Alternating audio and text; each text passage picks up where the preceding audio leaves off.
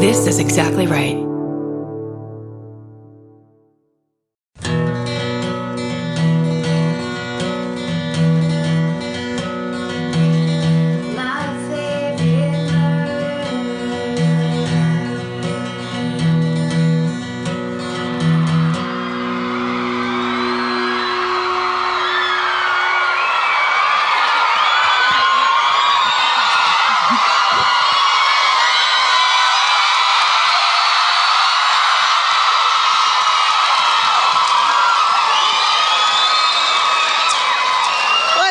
Salt Lake City.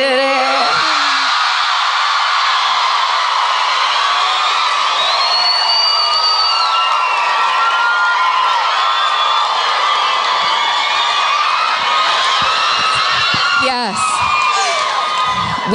We've got to choreograph that dance. Yes. We've got to. Someday. Hi, best friends. What's up? Hi. There is so many opportunities for screaming at these shows. Shit. It's the best. Loving it. It looks like there's a ghost walking someone to their seat up there. Do you guys have ghost ushers here? Because we did not approve that. Is that the undead screaming in the back? What's happening? Oh, huge zombie contingent tonight. We love it. They're like, there haven't been zombies in this theater for 25 years. That's right, I'm pulling out all the hits for the live show. Since 1990. Thanks. I just want to point this out really quick.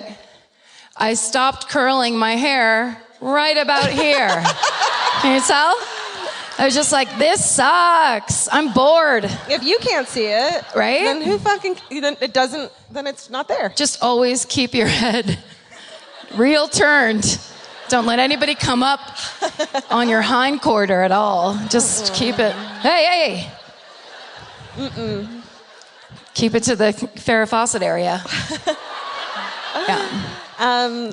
You wanted me to remind you, Live Corrections Corner. Oh, you want to do it right off the top? Oh, do you? Fresh and sure. I guess I do. Guys, so the episode dropped today. Yeah. And, oh, thanks. Thank you. It happens every Thursday. Thank you.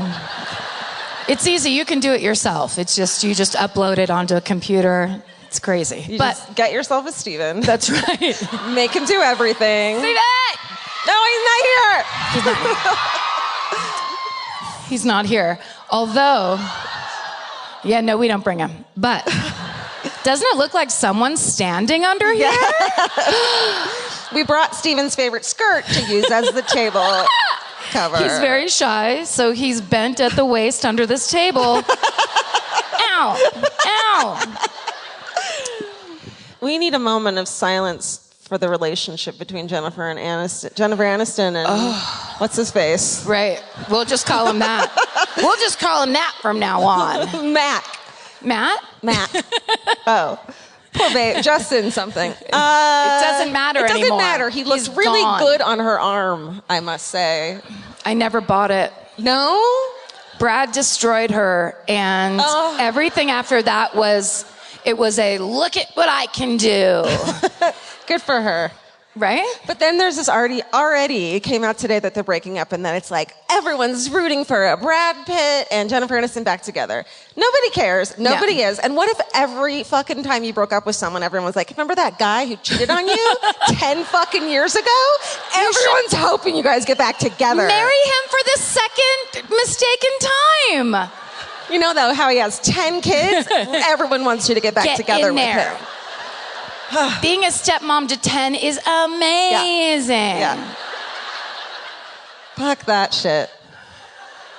Did I ever tell you this story that I know that's the secret Burbank story? No. Okay, this stays here in the vault. SLC. SLC, you're in the vault now. Can I trust you? With a secret?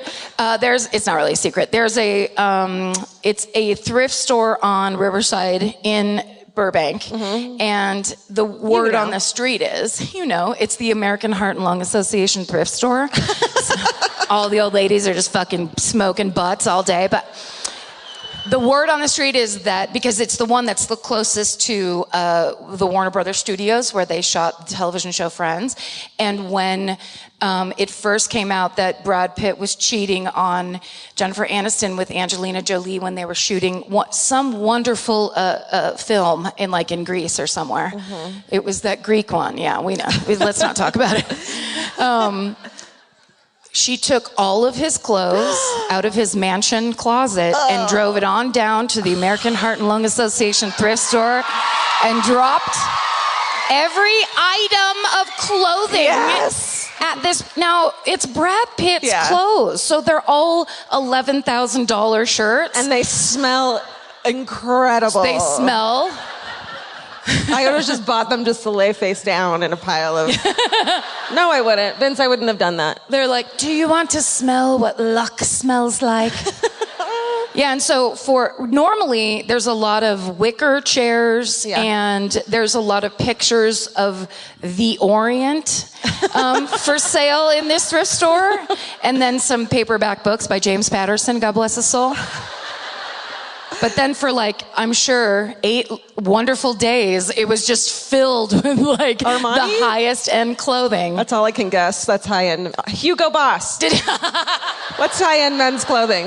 Armani. Michael Kors. We'll name everything we've seen in Macy's. Nordstrom Rack. What do they have? That's all I know. Cole Haan slip-on shoes. There you go. What about your outfit? Do you want to talk about it a little bit? I shop at vintage stores. Thank you, because I don't know any names of designers, and now no one can fucking blame me for wearing cheap shit, because it's old. It's vintage. It's old. It's fine. That's right. So this is an old dress. Thank you. Walk it on down the rug. Yeah. They love it. Oh, a full square. She's doing square footage. Loving it. It's 100. You just invented the new runway. Just a big, gorgeous rectangle of rug. On a gorgeous rug. Oriental rug. Oriental rug. We demand it. Thank you, whoever brought this from home. We really appreciate you letting your foyer go bare for us this evening while we enjoy touching it and loving it. It'll be for sale outside in the lobby after the show. What are you wearing? No.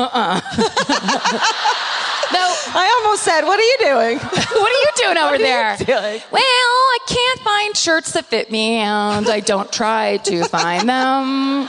I was going to buy, I swear to God, at 9 o'clock at CVS, I was going to buy a black shirt that said Burbank on the front of it. Represent. Because I'm a joke. It'll be fine. Don't worry about me. It'll be fine. This is actually this is the last weekend away of this tour, I just realized. We're capping it off at SLC, Double everybody. fucking shows here. Yes. University of Utah. You guys are the ones, this show, we're doing 2 shows here because the first show last night, tomorrow night, where are we? Sometime this week. It sold out already, so you guys are the ones who didn't wake up early the day of, and then put us on Twitter saying, add another show, it sold out. Yep. Angry at us, so that's what we did for you. Well done. Thank you for your advocacy. We only listen to anger. Thank you for using your anger constructively. That's what we need. Use it to bring us places. That's the way to do it. Oh, this is my favorite murder, the podcast. That's right. This is Karen Kilgariff. This is Georgia Hardstark. Thank you. Lots of screaming time. We're the 2 voices in your head while you drive or work or are supposed to be doing something else. That's right. I wrote down on this piece of paper to talk about smell like a rave. Because really? A rave? Rave. Uh-oh. Our shampoo and things in the hotel room smell like me when I would go to raves. Uh-oh. It's just this a Victoria's Secret body spray smell. It smells like grinding teeth. Yeah. Well, What is that? Tooth powder? The powder of my own molars? When you got the first wave of the smell of raves, what was your first emotional reaction to that smell? Ew. Uh-huh. No. And then, dependent on how you see it. How do we both know delight perfectly? It's amazing. Because my friend Dave Messmer, one time when we were in fake college, I dropped out. I met him at the JC in the drama department. He didn't claim to be gay yet, but he had the hugest poster of Madonna on his apartment wall that when I walked in, I went, oh no, oh no. Were you hoping to make out? And then you're like, shit. Fuck. Whatever. But he is my lifelong best friend, and... Wait, what? I thought I was. You've known me 2 years. Whoops! I thought I was your lifelong. You have actually pulled ahead of most people. I mean, it's not hard. We live in fucking Hollywood. It's like everyone's the worst person. I had the choice of her or her husband Vince. That was pretty much it in terms of quality people in Los Angeles. Should we tell them what the three of us did for Valentine's Day last night? Yeah. We had to record on Valentine's Day, and then I was like, we were talking at like 2, and we're like, let's do it early. I'm like, what if Steven has Valentine's Day plans? And then it turns out none of us have Valentine's Day plans. Well, this was the best. Steven goes, we go, so as we were leaving, I was like, Vince, we should have them stay and like eat pizza or whatever, for Valentine's Day. And so we asked you, and you're like, great. Of course, I'm like, yes. Fine. And then we asked Steven, and we're like, you got to pause. And we're like, oh, do you have a date? And he's like, I have to work on this podcast recording. He had to go home and cut out all the bullshit, dumb parts, not fix the date.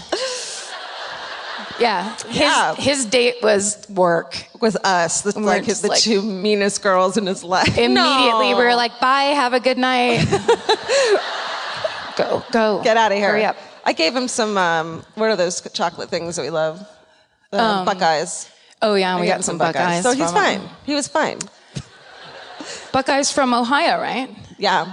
Oh, you guys know. All right, so we were just in Ohio, and people gave us repeatedly, everywhere we went, humongous balls of peanut butter covered in chocolate. And it would be like in a Tupperware container or whatever. It'd be like, I had my mother make these for you all night last night. We don't question it. We just fucking eat them. We just fucking plowed them down. Whew. Should we sit down? Oh, yeah, we might as well. Oh, look at this. I'm gonna stay over here. Are you gonna go way over there? Yeah. Okay. Look at these teeny tiny. Look at this. Cute little kitchen. This is one of the safest heights you can sit at a cocktail table. I guess I heard that in Utah they don't let you sit any higher than this after. That's right. 10 o'clock? After midnight. You're not allowed to sit over 8 inches above the plane of the table. This is so if you get secretly drunk at your house, you can just put your head on the table. No, go ahead. I'm listening. I'm listening to your story. I'm gonna wear this. You should make this into a beautiful skirt and wear it tomorrow night. This might be the solution to my dress problem. Yeah. I just slip it over my shoes. Yeah. And then I walk out like it's fucking mum and chance type of shit. Here, they gave you this. You can make this into a tube top. That's gorgeous. What is this? Some sort of cloth that they cut from a drape? Yeah. Yeah, I know theater terms. I'm of the theater. Oh, the end of that Dave story, my second best friend in the world, is we were at a party one night and we got insanely high to the point where we could only sit on the couch, and I was definitely having a panic attack for sure, but I hadn't had one before, so I was just like, it's all ending now. I'm so young. And then I realized I wasn't dying. It was just that Dave wouldn't stop lip syncing the Delight album at me from the side. She was like, just like lip syncing people when you're fucking really high. Yeah. So he's just like, pending. It's just like, please don't make me.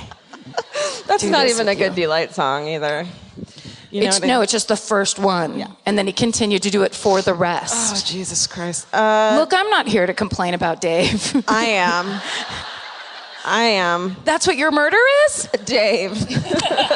Oh, you didn't know? I killed him real quick. I took care of Dave for you. Dave Messmer, everybody. I'm going to kill him. I feel like we should thank, even though they probably didn't do it, that this place caught Ted Bundy. So thanks, Utah. Salt Lake City. Oh. Thanks, guys. I missed the verb. Caught? What? Oh. Caught. But I thought it happened in Florida. No, he got out. He escaped from here, right? Oh, I see. When he jumped out of the jail window and then ran up the hill. No, it's a different time. Hi. He escaped from Colorado. Sorry, hold on a second. She's still yelling, and she goes, "Hi, I'm Celine Beck." Oh, shit, you're the documentary filmmaker! Get up here! Oh, Get shit! up here! Get over here! I didn't know! Oh, my God. I thought it was just an audience member that's like, you need to know my first and last name before I tell you Ted Bundy facts. Holy shit. Here. There's Vince. Get over here. Come here. Steven is Get on this absolutely rug. fired. He told us you're coming tomorrow night. And so that's why we didn't know. How does he know? This was a secret. Oh. But we talked about But you immediately started yelling the second you had the chance. I know the rules, but as soon as you said Ted Bundy escaped from here, I was like, no. Yeah. Let me tell you. Just say it. How did we get it wrong just now? So Ted escaped twice from Colorado. Okay. Not from here. The second time is when he went to Ann Arbor and then went to Florida for his final killings. Girl. Tell everyone what you do and what's happening. We just talked about her. I know, but maybe they didn't catch up talked today. About her. It's so exciting. Hi, so I am the director of Theodore the documentary that's coming out. Did you hear us talk about you? We talked about you. Talked about me this morning. I flipped my shit. No, so everyone here has like been tweeting at me, but I didn't want to say that I was coming tonight. Oh. So hi. Yay. Hi. I'm so glad you introduced yourself. Yeah. Hi, I'm so sorry I yelled at you. I feel bad. No, you're great. Give us a hug. Okay. Thank you. Bye. Is she leaving? I don't know. Oh, okay. Do you have questions? You're going to stay for the show, right? Oh, fuck yeah. Okay, good. Just laugh. Well, if we have any questions, we'll ask you. We know you're kidding. You were like, and her name is Selena, and I'm like, oh shit, wait. That's the best thing of all time. I just thought it was like, she was basically like, it thought she was at a town hall meeting where she's like, hello, I'm Celine Beck, and I'm on the actors track. I just want to let you know you're pretty much wrong about everything all the time. Okay. Thanks for podcasting. Perfection. We miss some shit sometimes. I mean, could you imagine if people made documentaries where they were just like, and then Ted Bundy, 10 years after he actually did the thing. They just got everything wrong. Yep. Do a follow-up documentary. Okay, here's the stuff we should have looked at a little closer. Listen. Look. We're not perfectionists. Certainly. With America's #1 meal kit, HelloFresh, you'll get easy, seasonal recipes and pre-measured ingredients delivered right to your door. All you have to do is cook and enjoy. HelloFresh makes cooking delicious meals at home a reality.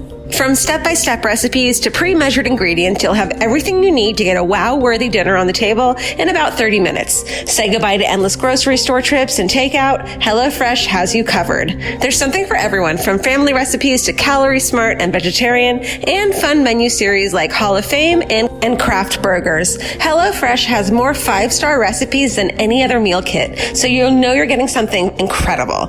HelloFresh is flexible and it fits your lifestyle. Easily change your delivery days, food preferences, and skip a week whenever you need. Break out of your dinner rut and make deliciousness part of every week with HelloFresh. I love that even though HelloFresh is super easy and they make it really basic and like straightforward, you still feel like you're cooking this like incredible home cooked dinner, and that makes me feel good about myself. and that instead of just ordering takeout, I'm actually making something and preparing something at home, and it feels good. So for $80 off your first month of HelloFresh, go to HelloFresh.com/murder80 and enter murder80. It's like receiving 8 meals for free, only at HelloFresh.com/murder80, promo code murder80. Go buy. I go first, right? Do you? Yes. Did you go first last? Yes. Okay. I did, yeah, I went first today. We've actually just caught up with ourselves podcasting-wise. What? It's today. It's today in this world. Fuck. All right. Could we have some oxygen rolled out on the stage? So we Just for heard fun? that people have fainted on this stage before. Yeah. My head is a little warm right now, I want to do actually. it. Do it. Go down in the middle of this story. I'll do it. I'm here for it. What if I have to pee and so I just pretend to faint so I can go pee and then come back? If you fake a seizure, you can pee during it. Oh. Because, that's what Great. happens. Great. Grand Mal, baby. Let it all go. Listen, what if I actually have a seizure now and everyone thinks I'm faking? Fuck, this isn't going to work. Just roll you up in this carpet. Okay, this is... If anything happened to us, we would just be taken off the stage and Celine would be right up here in one fucking second. She's like, I actually happen to have a PowerPoint presentation of all the times they've been wrong. Oh, that was exciting. It is. This is the story of the murderer, Ronnie Lee Gardner, Utah. What a dick. Is this guy a real dick? He's a real dick. Okay. All right. This guy, Ronnie Lee Gardner, he's born in Salt Lake City, Utah. You've heard of it. On January 16th, 1961. Great. There we are. Okay. Don't get defensive about it. I'm establishing a time and a place. I see. He is the youngest of 7 fucking children. It's not where you want to be. That's rough. His father's a heavy drinker, and when Ronnie's a toddler, he's like, you know what, I'm going to start over and try this again, and he leaves to start a new family. Which is like, you gave it a shot, and it didn't work, so maybe you shouldn't keep trying. Yeah, get out of the family business and go into like mattresses or something. Right, it's not working for you. You tried 7 times. Yeah.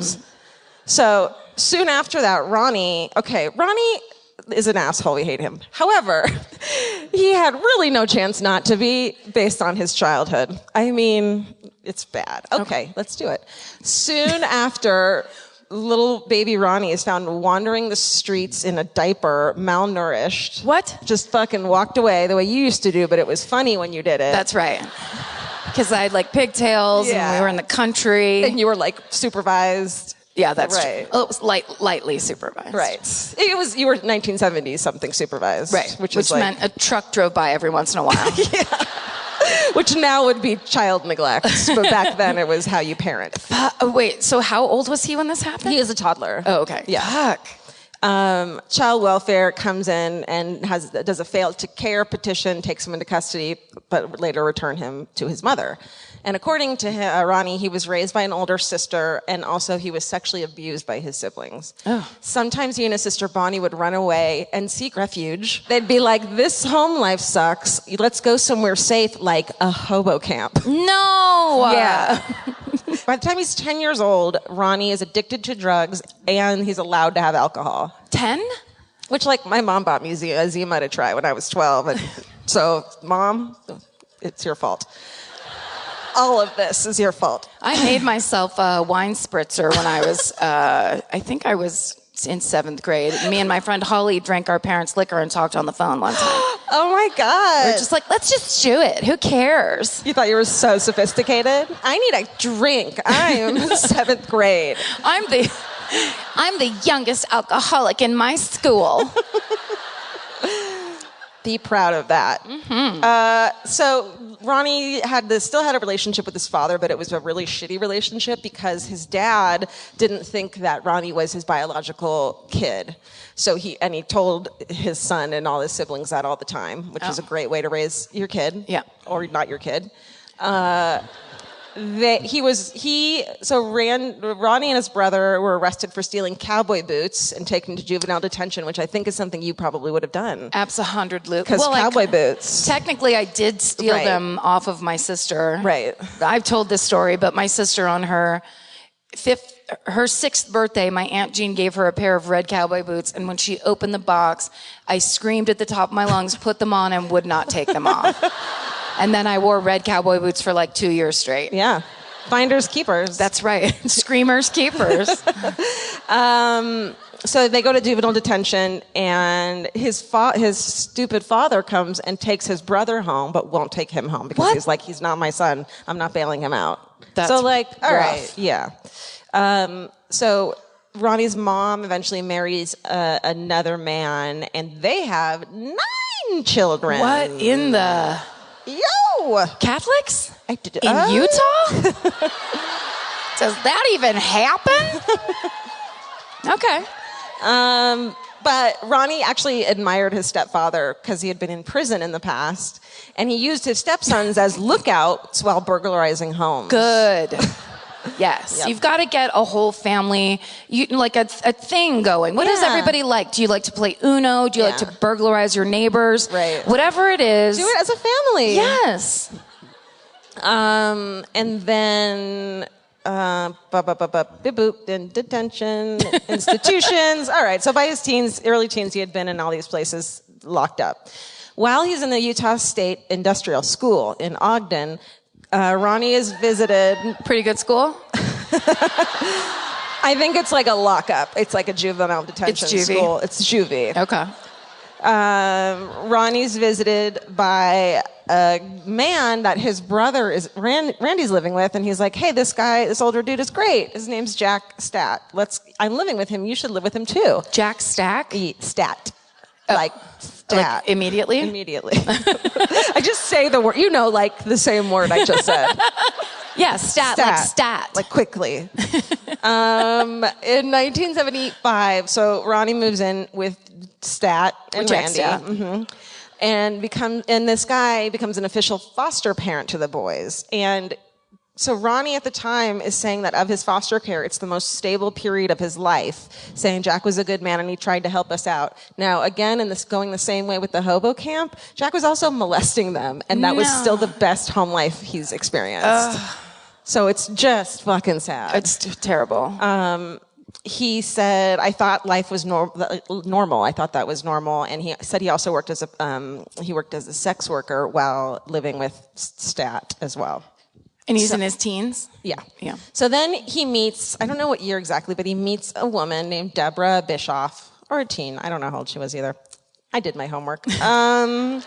They meet at a Salt Lake City apartment complex where his mom lives, and they fall in love. Deborah describes Ronnie as very caring. He never put me in the rough situations he was in throughout his life. He sheltered me from that stuff. I feel like we got to get our standards a little higher.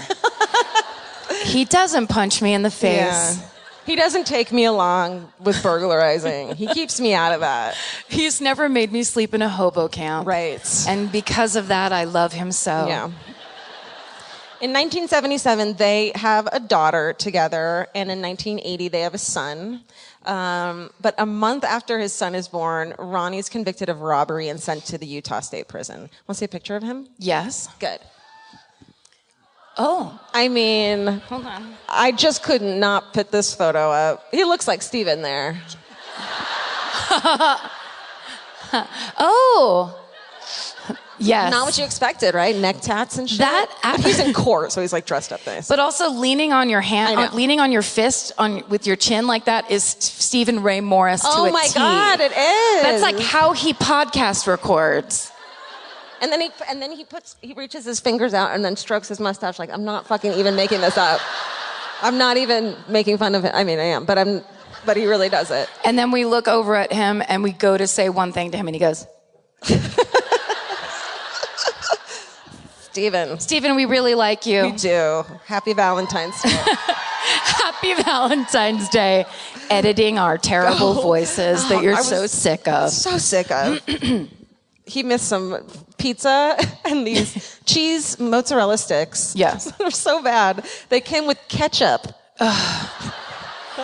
But the sticks themselves were perfect cylinders of mozzarella cheese that was fried. Frozen, like they came out of a box. Look.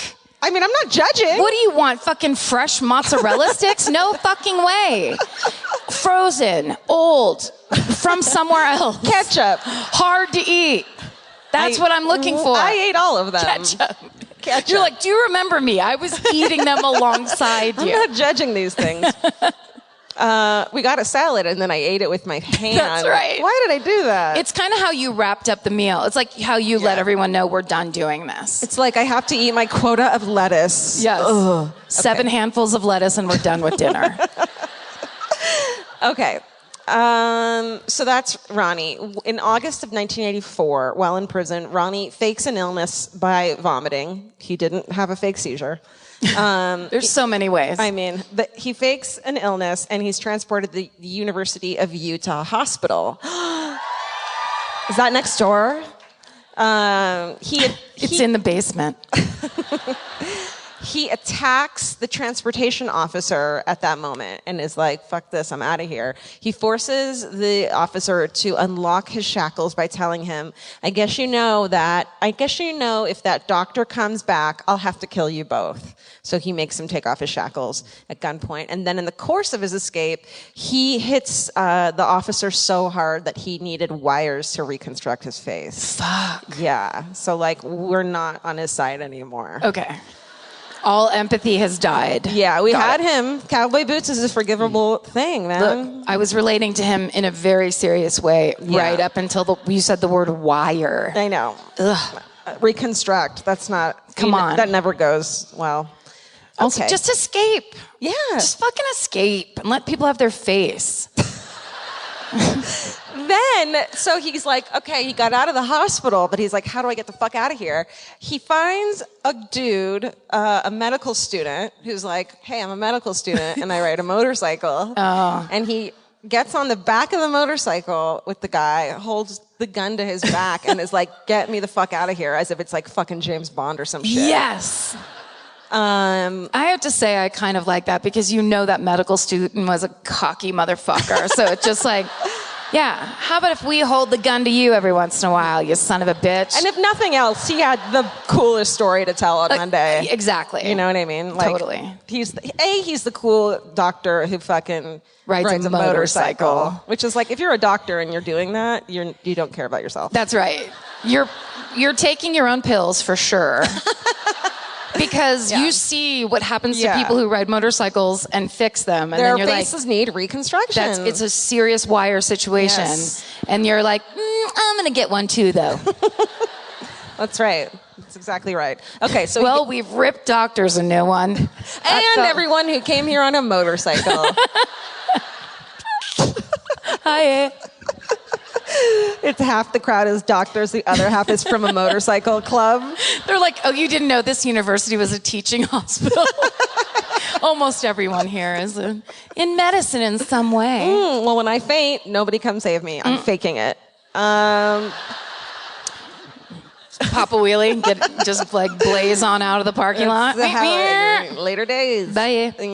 Okay, boop, boop, letter. Okay. Ba-ba-ba. Okay. On August 11th, so he gets out of there, and then after he escapes, he puts the firearm gun, that was copied and pasted, the gun in and a note into a mailbox.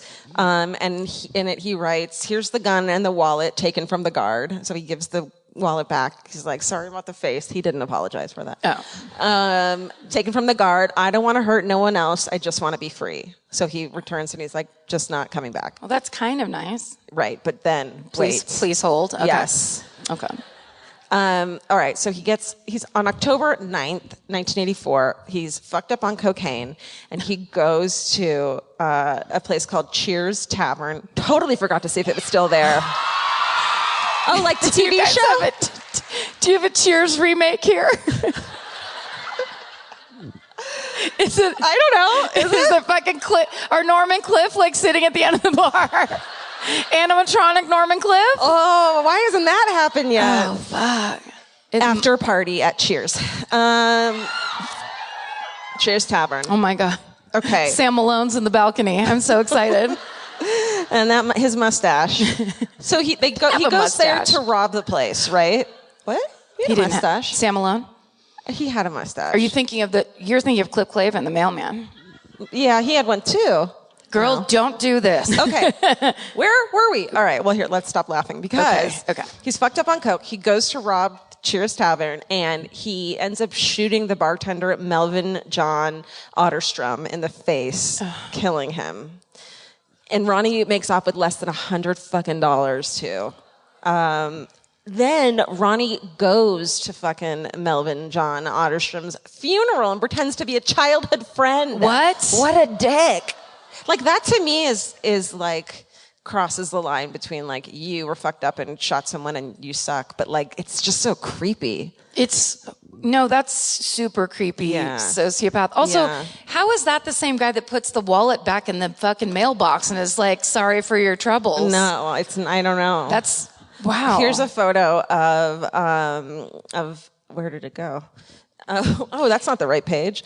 So like basically he went to this guy's funeral and like mingled enough so that he was telling people who he was? I guess. Fuck. Yeah, this is Melvin John Otterstrom.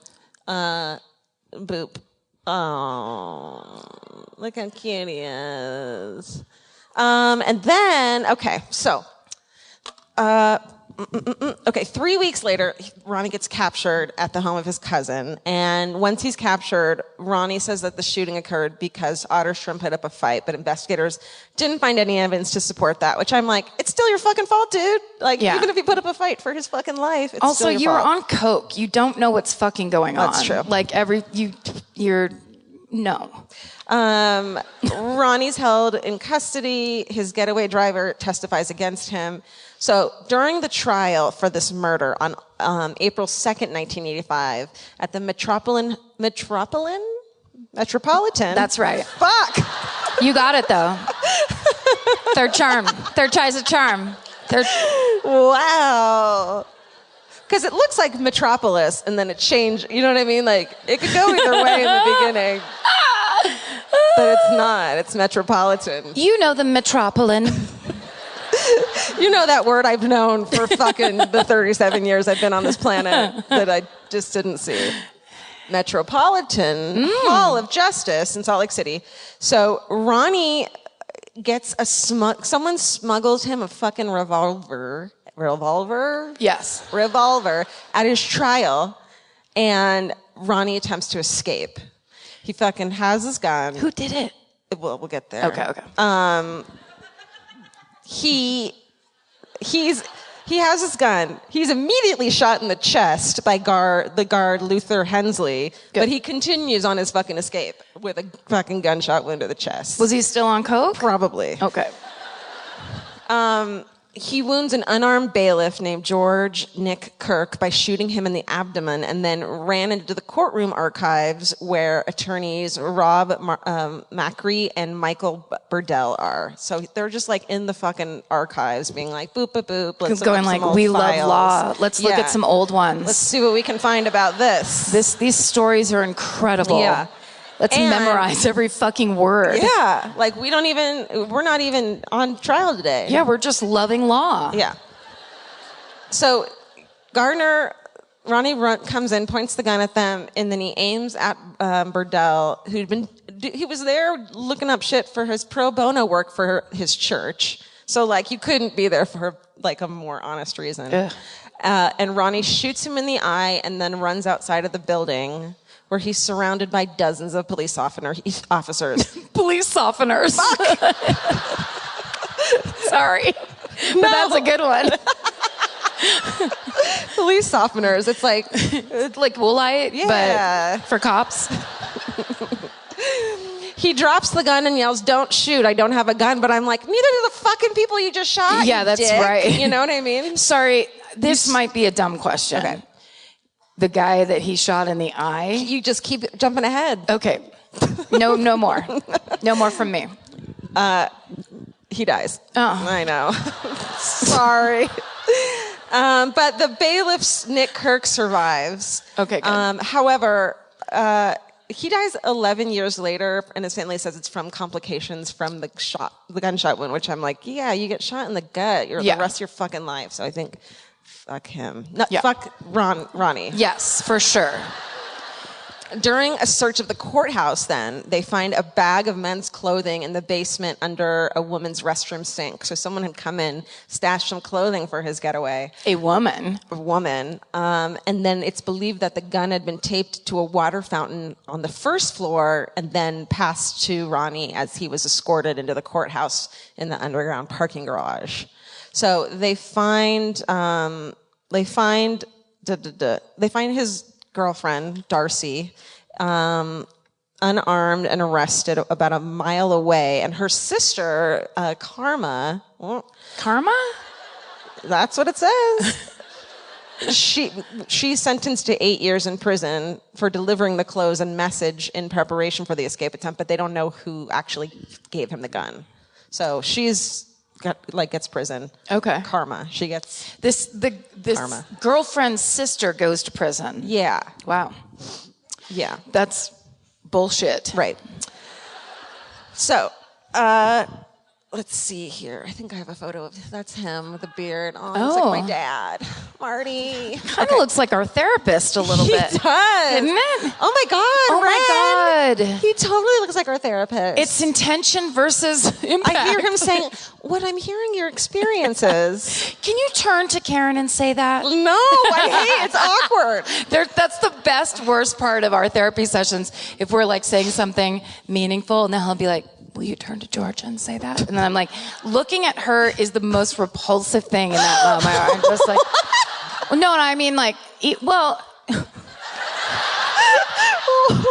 for myself. Oh, we have something to talk about next week, for sure. I should have said vulnerable. Upsetting You should have, but you didn't. Oh no! Strike 19. Well, Vince, write that down. Steven, mark that moment. Mark that moment. That's going to be a mini-sode of just you saying that. God, that was the worst word I could have used. I'm so sorry. Okay. I mean, I look pretty fucking ugly when I cry. So. Internal feelings. Impact. Got it. Intent. Let's take one more look at him. Oh, yeah. Here we go. Calm down a little. Ren, help us. The graying of the temples. Well, the thing is, I said this thing. What did you hear, Georgia, when you heard that?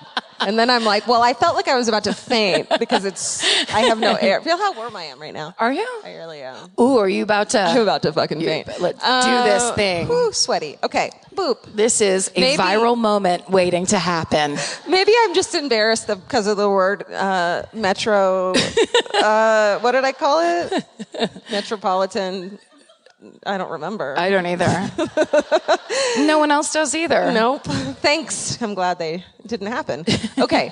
Boo. And then, okay. So, so Otterstrom was, the guy in the bar was a mountain climber and a veteran of the 19th Special Forces group of the Utah National Guard. And so is she. Thank you for your service. And the other guy, our therapist, Burdell, was a Vietnam veteran, a former engineer, and a member of the Summum Church. Don't know what that is. And so then, so they catch him even though he had a fucking shot in his chest, right? June 1985, he pleads guilty to the murder of Ostrom. The jurors deliberate less than 3 hours and find him guilty of capital murder, and life without parole isn't possible back then. They didn't come around until 1992 in Utah. So he's sentenced to death, making him then Utah's youngest inmate on death row. And later, the jurors say that if they had known about his troubled past in his childhood, they maybe if they could have given him life sentence, they would have, but they couldn't, as I just said. Okay. Which you're like, pay attention. Stop making me repeat myself. Article. Okay, here's an insane thing, and this is fucked up. He's given the choice how he wants to be executed. Oh. It's like What? Why do we get that choice? Why is that? Just pick your dinner and be quiet. Yeah, you got to choose your dinner.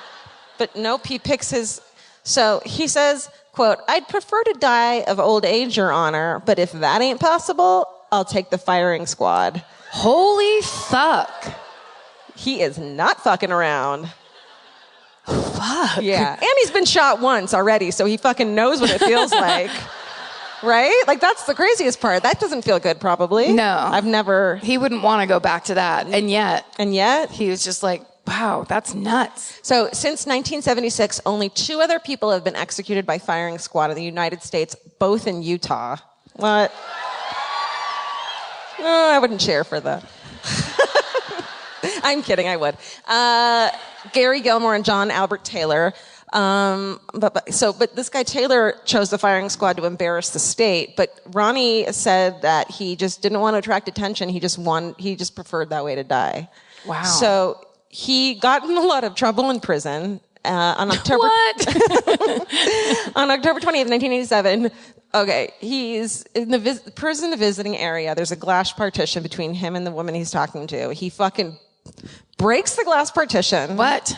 Then they somehow gets over the partition, I hope, and he and the woman have sex, like, through the broken partition while the fucking other inmates cheered and barricaded the doors. And, hold on, the fucking woman is his half-brother's wife. What? What the fuck? Shit, Utah. What is Christmas like? What is the Thanksgiving conversation that year? My first question is, let's talk about that glass. Yes. I hope that's what I'm saying. I hope they jumped over it somehow and didn't have sex on it.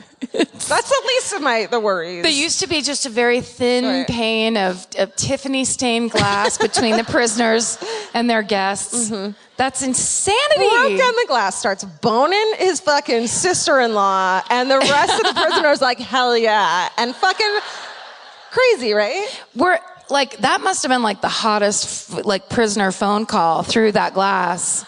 Yeah. And they're like, how was Thanksgiving? How was your fucking Thanksgiving? Is the question I want to ask you. Yams? Were there yams? Yams! I mean, fuck, right? Literally. Then on September 25th, 1994, so he's still alive. He gets drunk from alcohol that he had made in his prison toilet. No, thank God. Damn it. Sink, which is like, yeah, right. That's what you told people. And he stabs another inmate, Richard Fats Thomas, with a shiv that he had made from a pair of sunglasses. Also, prisoners have sunglasses? You still got to be cool. I guess. You got to protect those peepers. That's right. The UV rays up here are insane. They will get you. The air is thin. This dude suffers 9 puncture wounds to the face, mouth, arm, and chest that are life-threatening, but he makes a full recovery. So he's having a good time in prison, it seems like. He's really criminaling it up. Yeah. Okay, cut to June 18th, 2010. 2010, the year that murder happened. That fucking year. That's your favorite year for murder. So sneaky. Oh, here's him, well, Stephen put these in the wrong fucking order. Stephen? Oh, now I'm scared that... It's Stephen's fault you were pronounced metropolitan that way. What did I say? I don't remember. Well... Metropolitan. Thank you for... Metropolitan. It's so good. I have a picture of him back in 2010, but I'm scared that Stephen left one of those photos out. And I don't want to go to your picture. Everyone close your eyes real quick. I think you just put it in the wrong order. Should I do it? Who cares? I don't want to out you. Care. Okay, which part? I don't even know what mine are. Just go ahead.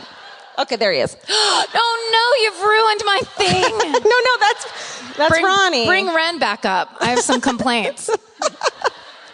That's Our Ronnie. therapist is named Ren, you guys. Okay, so boop. Now. Yeah, I'm sorry. Can you go back really quick? Yeah. He looks like Matt Walsh, the guy on Veep. Oh, he does look like Matt Walsh. Look at him. Think about it. Get HBO if you have to. Oh God, yeah. It's Matt Walsh. Veep. All right. So finally, in 2010, Ronnie is now 49 years old. It's been a quarter of a century that he's been on death row, which is a long fucking time. Well, it's 25 years. Finally, but he... I'm going to ignore that. No. Ren! I'm going to ignore you. Finally, he's fucking... on June 18, 2010, he's eliminated... okay, wait. Let me tell you something. No. I read that wrong. But by 2004, Utah had eliminated the firing squad. There it is. There is someone in this audience who is not a fan of the show. Oh, my God. Doesn't know what's happening and is like, Sorry. this is fucking wrong. Yeah. What's happening is wrong. I'm dizzy right now, so I'm going to blame everything on this podcast. Great. So Utah was like, maybe we shouldn't, let's eliminate the firing squad by 2004 as a method of execution, but convicts who were sentenced before that date are still allowed to have that option. If they want to pick it. Yeah. Okay. So they're like, you can, like, it doesn't retroactively, they're not like. They're grandfathered into being shot. Yes. Yeah. I get it. Exactly. What? You know you're in charge and you can change that, right? No. This isn't some weird movie where you have to get shot this way. Yeah. So just after midnight, 5 anonymous executioners, they're behind a curtain and a ported brick wall. Don't know what that is. Ported? Ported. One rifle had a blank round, so no one would be like, it was me. You know what I mean? They didn't know. He is pronounced dead at 12:17 a.m. And after he was executed, the daughter of one of the victims said, I hope my sister, who just passed away, and my father, and all of the other victims are waiting for his sorry ass. I hope they get to go down after him. Whoa. Are you allowed to do that? Can you go back and forth? I feel like we're about to write the new Marvel movie. Oh, yeah.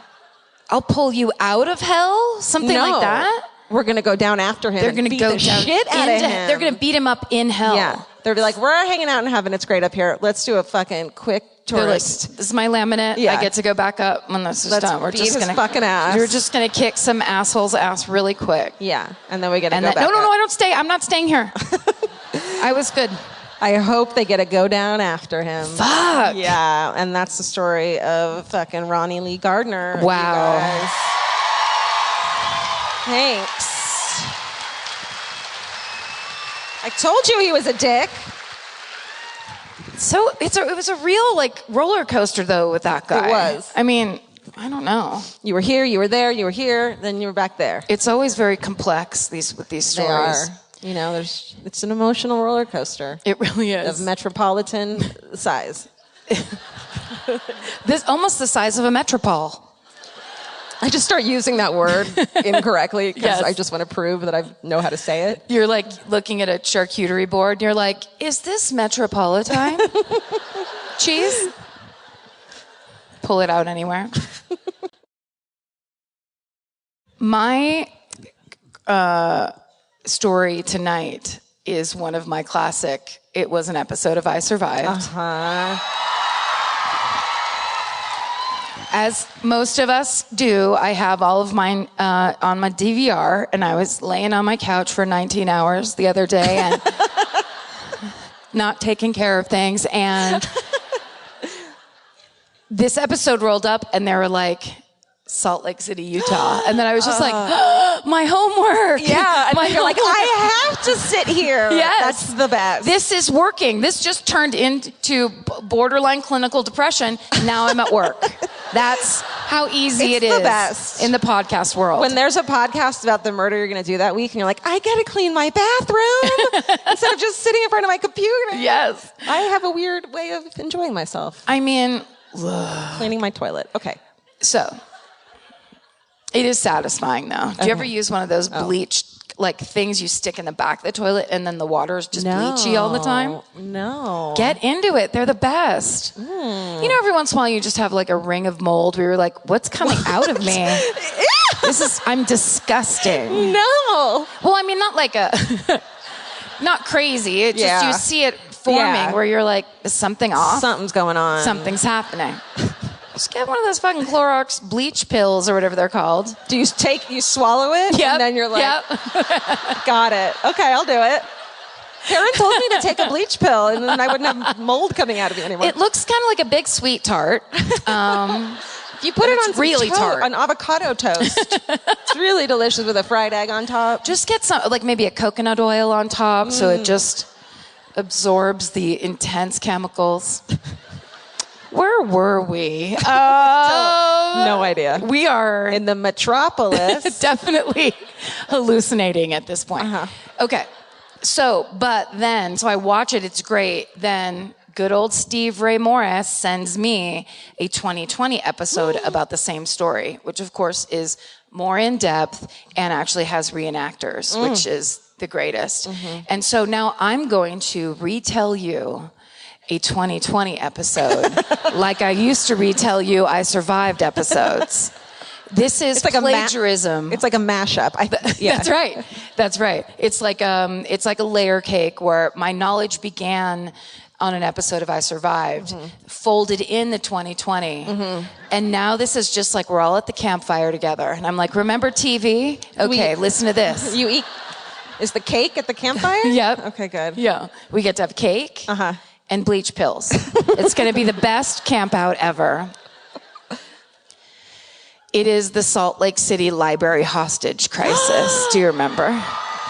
You guys had a library hostage crisis? Dude, did they fucking ever? First of all, let's just take a look at the Salt Lake City public library circa whenever Stephen found this picture. Let's see. This is the old branch, I believe. Is that correct?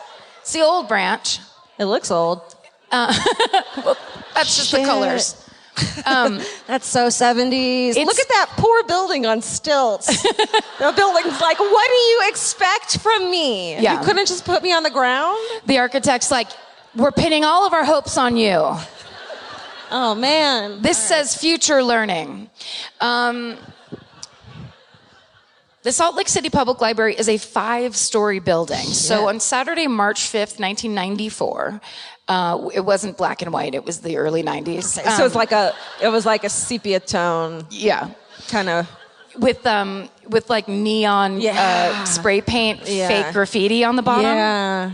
And tilted to the side. Yep. Very beach house. So there's hundreds of people at the library on Saturday. And people there for obviously all different kind of reasons. Like what? Well, you know, reading, being quiet, sleeping. Free coffee, maybe? Do they serve coffee? Some of them do. I don't. No, I bet they don't do that, Probably right? not here. Because Probably you don't not want here. to spill coffee. Oh, sure. Free water? I don't know. Oh, they're not allowed to have water. No. We're teasing you. Salt Lake City's like, that's not us, man. That's not us. So there's a couple there, Michael and Judith Greer, and they came down to the library because there was a Tibetan mandala ceremony being done that day. And that's, that's your favorite. Yeah. It's my favorite kind of ceremony. Right? Of all library ceremonies. Up there. You guys need to try one day. Top 3.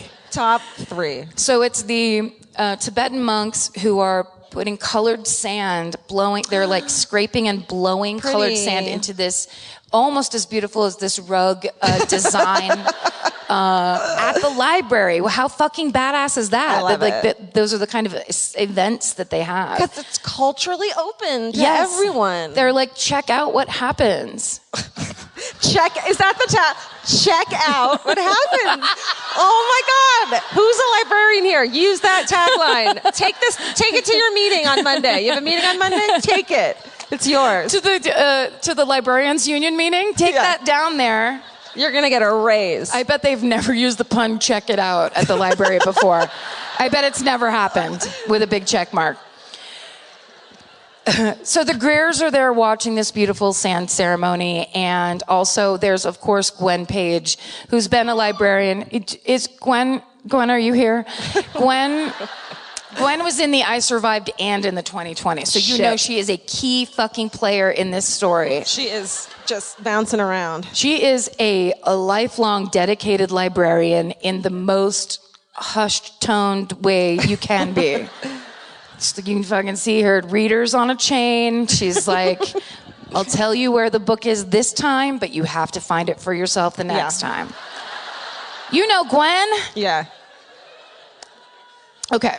So she's, reforming the Dewey Decimal System or whatever librarians like to get up to. And one of her coworkers says, you gotta go see the fucking Mandela ceremony before it ends. It's amazing. Yeah. She's like, you're so right. So she hauls ass on up. I don't know what we're doing. Is this word for word, the 2020 episode? Yep. This is how they say it on the 2020. Oh shit, look at this. There she is. Gwen. That's Gwen. And a nice mauve. She's doing jewel tones because she knows that can act like makeup sometimes for you.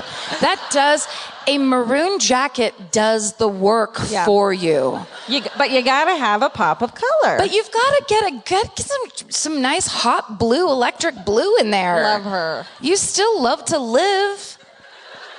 Librarian to the hilt. Librarian. Stephen paused it right when she was going, shh, shh. She does that throughout the interview. Just shushing cameramen, shushing interviewers. I'd fucking love that so much. The sound guy's like, I can't with this librarian. We're getting a lot of shushing. Okay. So as Gwen heads up to watch this amazing, cool thing that I would love to see in real life and made me cry when I saw it in the thing, she notices, of course, because observe and report, librarian style, she notices there's this scraggly guy standing by the reference desk. He's wearing a backpack. He looks real, edgy, and she clocks it, but then she's like, I gotta go see a Mandela ceremony. So she just shushed him really hard and kept on moving. Okay. She put her shush scent on him to mark him for later. Yes. It was just a little yellow chalk on his pant leg. Come back and shush him later, about a half an hour. We're going to reveal all the library secrets tonight. I know, they're so mad right now. There's so many. Shh. So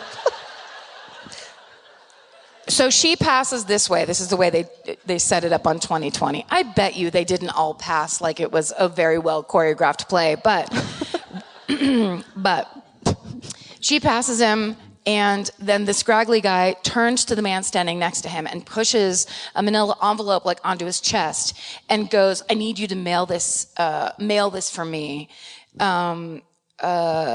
Give this to the papers, have a nice life. Mine's going to be short. And then he turns around and pulls out a gun. And then he pulls out a curling iron. What? And then he jumps on a table and he yells, everybody listen up. This is a bomb. He holds the curling iron up. This is a bomb. Nobody move. If I let go of this switch, this whole place blows up. Fuck. So it was what they call a dead man switch. He's literally holding open a curling iron. So if he lets it go, that's when the bomb goes off. So that if anything happens to him, everybody dies. That's his insurance. Do you think everyone laughed at first because they're like, look at that guy's joking? I can see the cord of that curling iron, sir. Curling irons aren't bombs. Okay. I would know. Fuck. Yeah. Okay. So and then he's kind of obviously people. The gun's like this, the curling iron's up like this.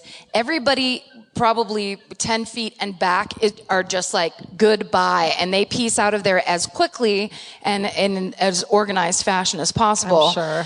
Down 4 escalators. Oh man. 5-story library. That's the worst escape route, is an escalator. Yeah, because it's just so slow. You have to stand there, escaping. Almost there. Oh. We have almost escaped. Music, really nice music playing behind you. Watch your shoelaces, and then someone's like, my shoelaces are tied. That's the only way anybody gets caught, is if their shoelace gets stuck in there. Yeah. I just do want to say that, so the bad guy, this is the reenactor from 2020. Stephen could find no pictures of the actual bomber, Clifford Draper. But this guy, this reenactor actually does a very good job. He has very large eyes, so he's scary. They have a lot of like brown eyeliner around his eyes. And he's doing a very realistic, crazy person who, somebody that's like on the edge, that's in public, but like people aren't noticing him, but you're like, but there is something up with that guy. And then boom, he's up on the table. Okay. And, then there has to be like whispering to yourself and all this kind of stuff. Yeah. And I was like, oh, this is going to be cheesy as fuck. Well, it wasn't. This guy did a fucking great job. His name. Did you IMDb him? Yes, I did. His name is Michael B. Woods. And you've seen him. Yes. Ow, my teeth. He's cute. You've seen him on Empire. He's had a two episode character arc on Chicago PD. He's one of your favorite actors. He's not just a crazy guy in the library reference desk with a curling iron. And he really fucking held this 2020 together. It was Michael all B. him. Woods. Emmy. So much pressure. Can they do an Emmy from before? What do they call it when they're like a retroactive yes. Emmy? Metropoctic? A metroactive run Emmy. A metropractive. A metro. Yeah, they do those. Cool. Especially for reenactors. Okay. So anyway, keep your eye peeled for Michael B. Woods in the future. I'm just saying I'm calling it now. He's just got range, people, range. All right. Eyeliner looks great on him. I like when you can do the whole eye. You can surround the whole eye and it still doesn't look small. Oh. And that means you have great big eyes. Mm-hmm. So I keep hitting my face with the microphone. You're drunk. Okay. So I told you about the dead man switch, and I'm not going to say it again. Meanwhile, over in the sheriff's administration building, sheriff's office administration building, which was nearby, there is a man named Lieutenant Lloyd Prescott who's gone in the 2020. He goes, I went in to use the computer on the weekend. Aww. To use the computer. What did he look up? It was just like a ton of solitaire. So he's in using the computer in basically kind of an empty building, and this guy runs in from the library, and he's just like, hey, anybody, can somebody help me? And so Lloyd Prescott gets up and is like, did you guys call the cops? And they're like, yes. But there's a guy with a live bomb in the library, and he's taking hostages. And so Lloyd Prescott grabs his gun. He's wearing... put it on the seat next to him? Well, he's in a car inside the office. Let me just grab this. Or like at the computer next to him. He had like rested it. Yeah. Okay. He just had it right against the mouse. He grabs his gun. In the 2020, he knocks his coffee cup over onto his badge. Oh. That didn't fucking happen. They're just trying to show you he's a sheriff. And he runs into the library where hundreds of people are running out. Lloyd Prescott runs in. Shit. That's how you do he's a cop. That's right. That's how you know he's a cop. They run at the danger, and they have guns. So as he's running in, this seems a bit fateful, so it could have been for the show, but basically he runs into the guy that Clifford Draper had given that manila envelope to say, go mail this for me. And the guy stops him and says, don't go in there. There's a guy with a bomb and a gun. And he says, I know, I'm a police officer. Is anybody hurt? And the guy says, I don't know, but he did give me this envelope to mail. And so Lloyd goes, I will take this from you. Thank you. Mm-hmm. You might want to go ahead and use the escalator real quick and get out of here. Mm-hmm. Damn, that could have been so funny. And So, meanwhile, back upstairs, they're having this conversation, and the bomber is telling people that he wants all the people who have basically been frozen in this area in front of him. He starts looking at people and going, go into that conference room, and picking people out specifically. So Michael Greer, the guy that is from the very beginning, it was his idea first to go watch the Mandela ceremony with his wife Judith. He looks at Michael Greer and says, you go in, but not Judith. Oh, no. So he has to go into this conference room. And leave his wife behind? Yes. Oh, no. Yes. And so he goes in, and several other people, obviously.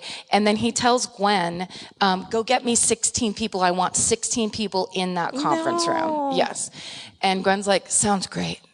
But in her mind, the wheels are turning. So she goes into this conference room, and she's like, and there's a meeting of the Toastmasters in the conference room.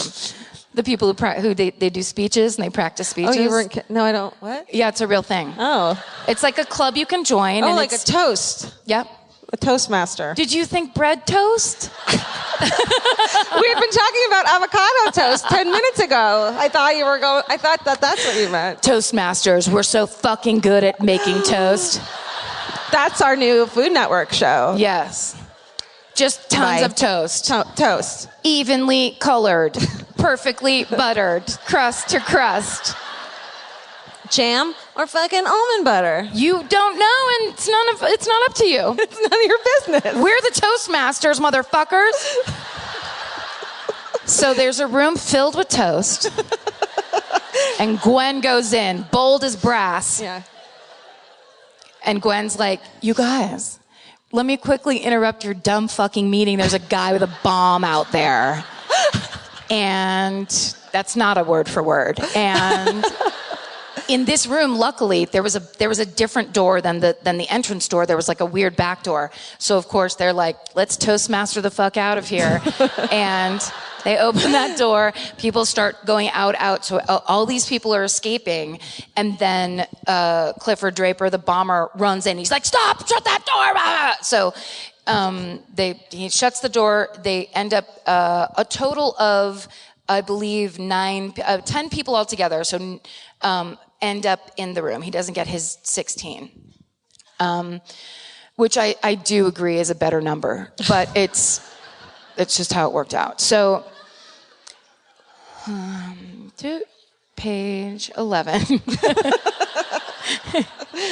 Okay. So he makes them all sit at the conference room table, but he makes them turn their chairs out so that they can't look at each other. And he keeps screaming, "Don't look at me," over and over. So and he's just doing this with a gun the entire, just constantly, bomb gun. So everyone is just obviously insanely freaked out. So our guy, Lloyd Prescott, walks into the conference room. So he had called like 2 other women in, like, get in here, you have to get in here right now. And Lloyd Prescott cuts them off, walks into the room, and holding up the manila envelope and goes, what am I supposed to do with this? And then he shuts the door behind him so that the people who are supposed to go into the room don't go in. He cuts them off. And then, of course, the bomber's just like, what? Who are you? And freaking out or whatever. He's like, I said that was supposed to be mailed. And he was like, could you stop pointing that gun at me? I don't even know. And he's just playing it real low key. So he's not coming in any way cop style. He's like, someone just handed me this envelope. What am I supposed to do? He pretended like he didn't know why he was in there. Yes, insane. So then the bomber tells Gwen the librarian to go get him a phone, and if she's not back in 15 seconds, he'll kill somebody. 15 seconds for a phone in 1994? Yes. Yeah. That's not enough time. That's a very high stress. Yeah, because there's no cell phones, kids. No, you're going to need a phone. Gwen immediately had to think of where's the one phone that has the longest silver cord. Yeah. That I can just run across this fucking library with. Exactly. She does it, of course. It's Gwen. It's Gwen. She nails it. You're right. I don't know why I doubted her. Yeah, you can't. Shit, sorry, Do we need Gwen. to look at her again? No. Why would you? Oh, you want to? Gwen! It's so relaxing. Okay. Goodbye. Oops. Uh-oh. It's there forever. Now, okay. This is how stressful it is. Okay. All right.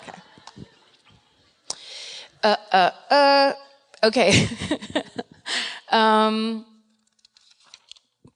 End of that page. The pacing of this is amazing. So, Lloyd tells the bomber he's an accountant, and he's just kind of like playing it small. He's like, I spill coffee sometimes. Yeah, I'm a numbers guy anyway. I don't know how to mail things.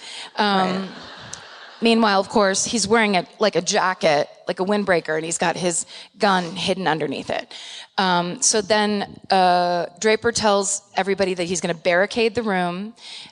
He has a lady shut the curtains. He does this weird thing where he keeps having people do things for him. He's not doing it, probably because he's holding a fucking curling iron. Right.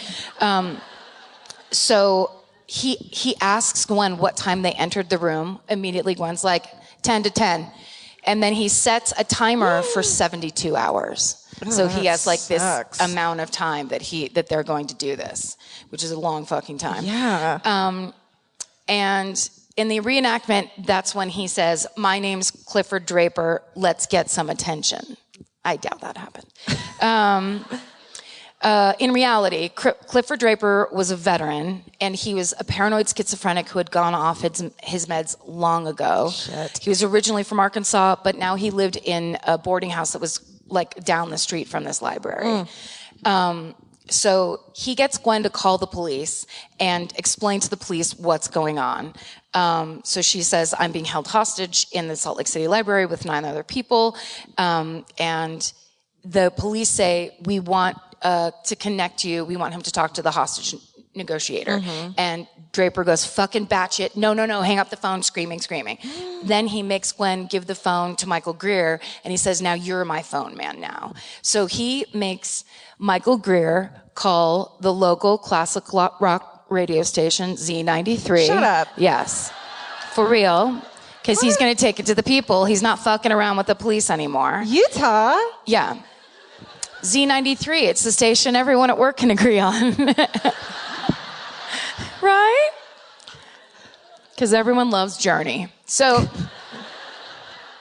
Michael Greer has to call the radio station. It's the weekend DJ. So it's somebody who's a part-timer. She's just in the reenactment. She's got headphones on. She's like kicking back.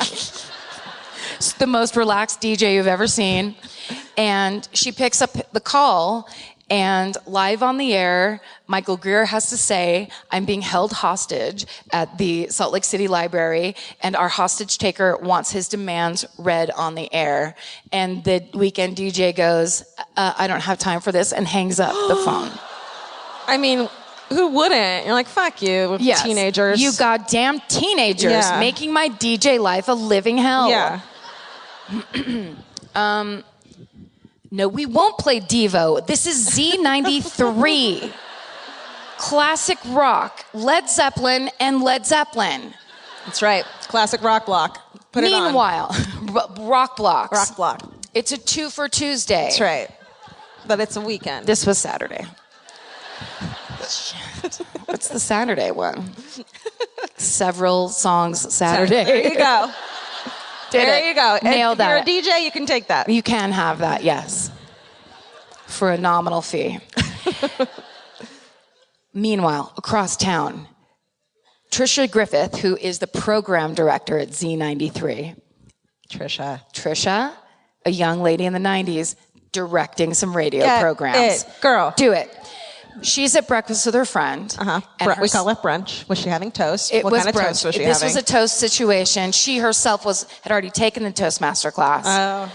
So she was like whipping up 4 different kinds. She was like, "I'm going to have 1 slice sourdough and 1 slice rye." It's how we do it. I am so high off this thin air, I can't believe it. It's fucked up. It's the greatest. I totally want to move here. All right. So anyhow, we'll talk about it after. Okay. So she gets a call The weekend DJ calls her boss after she hangs up and goes, hey, so this just happened, and now I have a weird feeling about it. I don't think I did the right thing. I might have fucked up. I think I might be on probation. I'm in serious DJ trouble right now. Trisha drops her fork loudly, runs out of the brunch, Spills her coffee. but takes her toast. Right. Boom. Important things. Meanwhile, we're cutting back to the conference room now, and this gets super dark. The bomber passes around a legal pad and has everybody write their name down and the name of their next of kin. Ooh. So he's doing a lot of shit like that, where he's basically like, here's how I'm going to kill you. Yeah. These are the different, like, where none of us are getting out of here. A lot of shit like that. Also, there's a woman in the conference room with everybody who's a diabetic. Oh, and she's starting to feel the effects. She has to take insulin 5 times a day. Jesus. And she tells him, look, I'm a fucking diabetic. She didn't say fucking. And I have to take my medicine. And he was like, well, if you didn't bring your medicine, then that's on you. And someone else in the room is like, she could die. And he's like, well, then that's just how it is. And then he goes, or maybe I'll trade her out for a cop. I've always wanted to kill a cop. Mm-hmm. And Lloyd Prescott's like,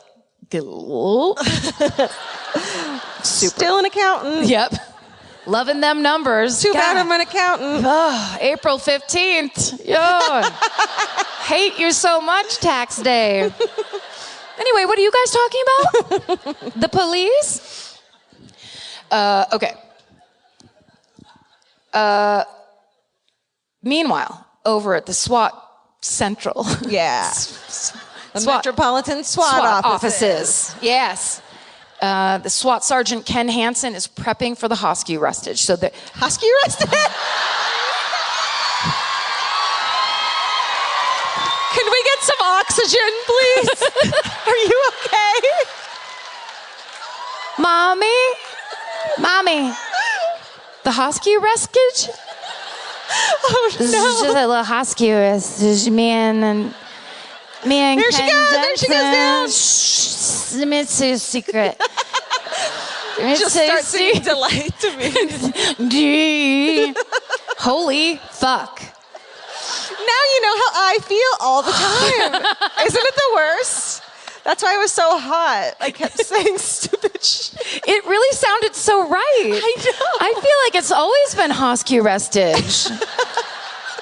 That was fun for me because it wasn't me. Doesn't it feel good when it's not you? Ugh, what a goddamn relief. Woo. Okay, Deep breaths. please get serious. Deep breaths real fast? Is that how you... Right? Shallow, fast breaths. If you just stand up real quick. Yeah. And screaming? Yeah. Okay. Meanwhile, this made me laugh so loudly when I watched it today. So at one point, Draper looks at everybody and goes, I want all of you to strip down. What? Strip down naked. Gonna be that kind of party. This one girl who has been super like in the reenactment the whole time, she's been like, what? She's always the girl they cut to when they want to show people being upset or worried. Like, why? She's like long hair, very like, like down, the girl next door face. And when he says that, she turns around and goes, I am not doing that. That's where she puts her foot down. And then he didn't make them do it. What? She should have been like, and you're letting us out. I cannot tell you how much I would have been that girl. And I would have been like, definitely shoot me. I am not taking my pants off in any way at the library with all these nice people around me. Yeah. Wow. I am not doing that. You with your guns and your bombs. So awesome. So then he just makes them take their jackets off. Why?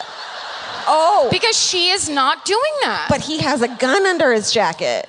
That's exactly right, Georgia. I've been listening. So You, like Gwen, have been listening. Okay. So he makes Gwen, of course, go around and take everyone's jacket from them and then put them in the corner. Oh, Gwen has to be the coat girl now? Gwen is. The coat check girl? Gwen's like his gopher a little Like bit. his He helper. keeps looking to her, and I'm sure she's sitting there, because she's probably the whole time looking at him like, is this really what you're doing now? So he's like, fine, you go get the coats. So as she's walking around the outside of the table, when she gets to Lloyd gives her the old, like just a real quick, ding, ding with the eyes, not my coat, and she doesn't miss a beat. I encourage everyone in your life, please always look for small, tiny clues that people are trying to fucking give you, because what is worse than being the person or experiencing the person where you're like, don't take my coat, and they're like, why don't you want me to take your coat? Can't you just hand me your coat? Oh, man. We've all been in those situations where it's, don't ask me why I don't want to take my shoes off in your house. If my feet smell. I don't want to have to tell you that. Yes. If I'm telling you something but my eyes are wide, catch on, God damn it. Okay.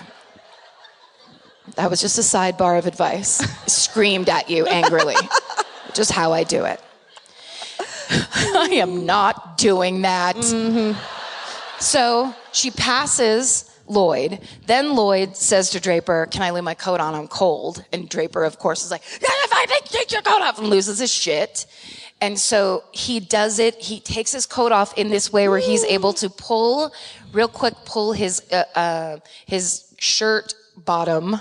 I was going to say shirt sleeves. What else is there? Barely caught myself. Untuck his shirt. The tail of his shirt. Fuck. Pull it out. Shirt tails. That's right. Pulls that out to cover the gun. Cool. Right in time. Okay, so, and meanwhile, no one in the room knows that he is a cop. Yeah. Everyone is like, we're here with this crazy guy and Super Gwen, the librarian, and that's about it. And an accountant, and that's that, all we've got. And that really cold accountant. What's his, why would he risk all of our lives because he's cold? I hate his guts. What a dick. Okay. So then he makes everybody, Draper makes everybody read his list of demands. He hands them out and he goes like, this is why I'm doing this. And if you read this, now you'll understand. And then everyone gets it and is like, oh, great. I mean, a little reason here. Because the letter says, among other things, that he will not negotiate. He demands to be reinstated into the National Guard. He wants a military doctor stripped down to his shorts to come and bring him sedatives and methamphetamine. Ooh, that's not a good mix. Yeah, it's like it's a version of a speedball, but at the library. He demands to be paid in gold and platinum bullion, which is badass. It's actually, one of the accountant was like, financially, that's actually a step. You can't go wrong with platinum bullion. It's really, you can take that anywhere. And then he demands to be flown to New Zealand, and he wants a full presidential pardon from Bill Clinton. So it really bums everybody out as they read it. Meanwhile, over at Z93. Okay. Cutting back because Trisha Griffith has arrived and she's like, I'm going to be here now. The weekend DJ doesn't have to deal with the hard shit anymore. Mm-hmm. Cut the blues traveler. Yeah. This is fucking happening. It's like harmonica. Hostage. So she sits there and at the DJ deck, she sits there and just in case the hostage, the guy, the bomber, calls back, which he does. Cool. He's screaming, "Do not hang up on me." Put me on the air or everybody dies. So she had the weekend DJ go call the cops and be like, he called once before, what do we do or whatever. And the cops had told the weekend DJ, do not put him on the air. Mm-hmm. But of course, Trisha's talking to him and she's like, no, he's going to kill these people. There's no doubt in my mind. So she was like, I'm going to put him on the air because I don't want these people to die. Trisha making decisions. She was going full program director on his ass. But before she did that, which is great, she thought, I'm going to try one thing. So she says to Draper on the phone, the button to put you on the air is broken and the engineer won't be back till Monday. And he buys it. What? Because we all know that there's a strip of buttons that light up, and if that one is broken, the air isn't there. And the engineer's gone. The engineer is skiing again, as he does. Yeah. So, he buys it. He tells her they have less than 72 hours or everyone dies. Then he makes Michael Greer call back and read the list of hostage names and next of kin. So that when he kills everybody, she can notify the families. Jesus. Yes. Oh, sorry, you guys like him. Did you say you guys like him? I totally like him. I don't know, he's just nice and he listens.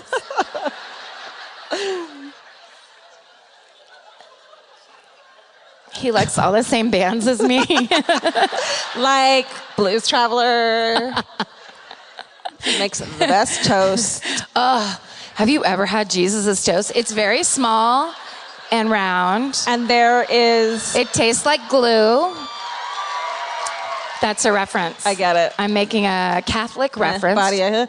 Badia, No, it has the face of Jesus burnt toasted into it. He has his own... Never mind. He burns his own face into his own toast. God bless him, literally. All right. So Clifford is telling Trisha this super fucked up, very upsetting news, and Trisha gets this idea, and she says, Clifford, can I ask you a question? And he says, yes, but he's screaming it or something, or waving a gun at the phone. And she says, what can I play for you? Oh. Right? So smart. It's so smart because music heals the world. Yeah. All right. Pull out an acoustic guitar, play 7 Nirvana songs. He fucking asks for more deep cuts for them to stop playing the same songs all the time. And he asks for less commercials. What? Yeah. That's the most reasonable answer I've ever heard. It's what we all want from Z93. Even off your meds, you're like, here's what's going wrong with your fucking radio station. I can see this and I'm holding a curling iron in the library. Yeah. Okay. Meanwhile, on the other side of the conference table, Sue Ellison, the diabetic, is now going into severe, she's entering into diabetic shock. Everyone in the room is saying, please let her go. He says, no way. So he's, Draper's getting more and more agitated. This is over hours and hours and hours have passed. And at one point, he keeps switching hands because he's holding the curling iron open. It's like he has to grip it. He's been gripping it for hours. He's like so bummed that he made that his... Yeah. It's like, couldn't you just said that, you plug it in or something? How about a straightener? Yeah. They just sit there. Yeah. So he asks Michael Greer, he's like, can you get the duct tape out of my backpack? I need to fix the bomb. So everyone's just like, okay. So they're putting pieces of duct tape over the bomb. And the next plan is he goes, somebody's got to die. The police aren't responding the way I want them to. We have to figure out who has to die. So he tells Gwen to go get this rope. He says, I'm going to cut this rope into all these different lengths. Whoever gets the shortest piece dies. No. Yes. So Gwen talks about it and she's like, she took forever to walk over and get the rope. Jesus, yeah. She was the slowest walker of all time. And then as she goes to Clifford and says, how am I going to cut this? I can't cut this. There's no scissors in here. So he puts the gun down to get the knife out of his backpack. Yeah. And the second he does that, that's when Lloyd knows this is his fucking time to shine. He pulls that fucking gun. Lloyd. And so, sorry, but really quick, they talk about this, which I love. He had taken some kind of a bomb class, so he knew if the bomb did go off in the room, if everybody was under the table, they could probably, because it's the size of the bomb, and, you know, he's talking about the type that it probably was, that bombs like that, they go off up. So if everyone was under the plane of the table, there was a less chance that they would all be injured. Okay. So he fucking stands up when he sees that his hands are between weapons, fucking stands up and screams, "Sheriff's office, everybody get down." All the people in the chairs fucking hit the deck, and he shoots Clifford Draper 5 times. Oh. Sorry. That was so exciting. I was so excited. You like went into your own mic. Table. Oh, I thought it was your tooth. No. Oh, God, that was the best visual. Like, oh. I clonked the. Yes. Did that scare everyone? I think it was really good sound effects. Oh my God. Yes. Right as the SWAT team was right outside the conference room door. They were like all in it, but they were just sitting there like, you know, they don't want that fucking dead man detonator thing to go off. So when they hear the gunshots, they shoot up at the top of these glass windows that go into the conference room. These fucking windows shatter. There's like 19 SWAT people in the room. And when that dead man detonator hit, it didn't fucking work because he had put too much duct tape on it while he was trying to fix it. So by some fucking miracle of real life God, that bomb did not go off. Wow. And everybody lived. Yay! Except for the terribly mentally ill man who got shot 5 times. Jesus. Died on the way to the hospital. Sorry. I'm sorry I said everybody. Can we take our chair back? I mean, listen. All the hostages? Shit. All right. Gwen still works at the Salt Lake City fucking library. After party with Gwen. And she says this amazing thing at the end of 2020. She's like, when bad things happen, you can either be a victim or you can be a survivor. And I love the library. And of course, I still work at the library. It's just fucking Gwen and your jewel tones kicking down that knowledge. Lloyd Prescott at the end of that 2020 was asked why he went into that conference room at such grave danger to himself. And he said, in the police force and in the military, it's your job to risk your life. That's why we have cops. God bless his soul. There he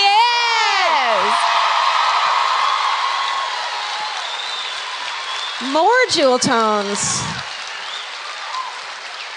Lloyd.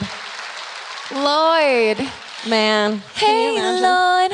What if he and what's-her-face had fallen in love? Married. Gwen and Lloyd across the table. That moment where he was like, don't take my jacket. She's like, fine, but I'm coming back for you later. Boom. Yeah. That's my Lifetime movie. I'll write it when I get home. Shit. Right? That was amazing. Thank you.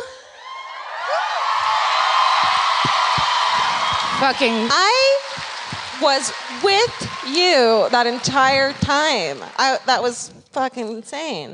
I hit my microphone hard. That's how good it was. You know, I'd like to think I survived in 2020, the people who actually wrote that. Well, now you're one of them. That's right. Do we have time? I think so. Sit down. Everyone sit down. We have rules first. There's rules and you need to listen. Okay. You were talking the whole time, so don't put your hand up. I got eyes like you wouldn't believe. If you would like to tell us your hometown this evening, there's a couple things to keep in mind. You can't be so drunk that you don't know your own story anymore. This is Utah. They can't. It's not. I don't know. I'd like to make assumptions. Make you feel alienated. Everybody in the room wants it to be local, so don't come up here with your Mississippi bullshit. It's what we want. It's what everyone wants. Local to Utah would be great. You know you can't read, but we say that anyway. No, don't be reading off of any kind of piece of paper. We just want to talk to you, and we want you to chat it up. Yeah. It's a great idea to keep it to, in your mind, like maybe 2 paragraphs, because you have to remember that if you get picked, everyone else in the room hates your guts. All right, do your thing. Can we get the lights up for a second? Whoa! I hate this. This blonde person. Yeah. This blonde lady. Girl. She's the girl. That's Vince. Hi. You can bring those lights down now. Thank you. Hi, it's Holly, everyone. Hi, what's your name? Holly, come stand come over here. It's scary. You have to stand on the carpet or it's bad luck. Yeah, we have. Isn't it pretty? Gorgeous? You got to take it home with you tonight. Hold the microphone to your thing, and there's your pretty necklace. Okay. Holly, where are you from? Ogden, Utah. Oh, I talked about that place. It's a real place. Oh my God. And first I just have to tell you, you got to go see the new library. Oh. Right? Is it the best? Can you just give us a quick rundown about the new library? Super modern. Yeah. Glass, wood, elevators. All the elements. Books. Escalators? No escalators. Good. We're done with those. Better for escaping. Absolutely. Is it nearby? Yeah, it's on 400 South. Oh, sure. Yeah. Great, perfect. It's like 5 to 20 blocks that way. Okay, we'll walk. You know what? Let's go fucking see Gwen tomorrow. Yes. Tell her she's 2,000 on. people. She's on the list. Her last name is Page. Books, pages. Fucking, you're killing it already, Holly. Thanks. I'm gonna tell you, you have nothing to worry about. I took a Xanax. What'd you say? I took a Xanax. She took a Xanax. Yes. No alcohol, just a Xanax. Prescribed by my doctor. Amazing. I took a Xanax as the best of all time. God damn it. Do you want to be the third member of this podcast? I've been dying. I mean, I'm like, can we be best friends? Yeah, something. sure. We are. It's already happening. Okay, I'm there. Okay, what's your hometown? It's really sad. So let's Great. bring it down from where we are. Okay. Well, why'd you say that Xanax thing then? Sorry. So I live in Wyoming right now, but I used to live in San Pete County. It's in the center of the state. Okay. And I went back a year ago to visit my family, my sisters-in-law, and a friend of mine who had moved across the street from my sisters. So we had planned to have dinner on Thursday night. We got home, her lights were all off, so we're like, we'll hit her up on Friday. That night, we were out chain smoking. What? Chain smoking. Chain. What brand? It's kind of embarrassing, but it's Camel Crush. What's that mean? You crush it, and then it becomes fucking menthol. That's right. It's amazing. Menthol cigarettes will kill you immediately. That's what I'm going for. I'm ready to go. No, I'm just kidding. They're delicious. They're fresh. They're not delicious. I love them. Okay. So, my friend, Cammie, she was engaged. And that night we were outside, and it's wildlife outside. There's cows and chickens and cats and all sorts of animals. And we heard a lot of noises, and we thought it was just the wildlife, and it wasn't. It was our friend Cammie, and she got murdered by her fiance. Oh. And it was about 100 feet from where we were, and we were right there, and I had just started listening to your podcast, and I was probably listening to it while it happened, because I had gone to sleep at about midnight, and the police think it was about 1 o'clock, and it was one of the hardest things in my life, but good things happen, people survive, and Cammie was a wonderful person. And, her fiance was arrested the next day. He told them that she had been with us and had been in a car accident and walked home and then got in the bath, and he got up in the morning and she was dead. But he had done it with a hammer and a shovel. It was bad. But they knew that, right? Like they knew he was lying. Yeah. Yeah. We had to answer some questions, but it was tough. Yeah. And I still feel really guilty about it, but you shouldn't feel guilty. I mean, I get it. But yeah. How long ago was this? It'll be a year in March. Oh wow. Yeah. That's tough. Yeah. But I love you guys, and I love you guys. You get to smoke as many menthols as you want to. I'm taking smoking back to Wyoming. But everyone's going to have a menthol cigarette tonight in memory of Cammie, right? Yeah. You have to. Cammie, we smoked together. We took a smoking cessation class together. So we quit smoking together, and then we started up again. Well, and you guys crushed it. Oh my God. Holly, we crushed it. Amazing. Thank you so much for being brave and coming up. Thank you. You're amazing. Holly, everybody. Holly. Fuck. Shit. Salt Lake City, thank you for having us. Thank you. Thank you for... What's that a picture of? It's you. Is it a picture? It's a painting. I guess it's too late to ask that question. We'll ask tomorrow night. I mean, I'm high as a goddamn kite. I don't know what's happening. This was such an amazing show, you guys. Thank you for being so smart. Thank you for being fucking so on it that you sold out tomorrow night's show and demanded this show. What a fucking honor. That's crazy. What an honor. It's... Yeah. We appreciate your support so much. We can't believe we get to do this with our lives. It's insanity. And we're not just high and saying that. We really mean it. No, that's sincere. And we love the community that you guys have built, and we're so stoked that we get to be part of it. So thank you guys so much for supporting us. Yeah. Being badasses. It's so fun.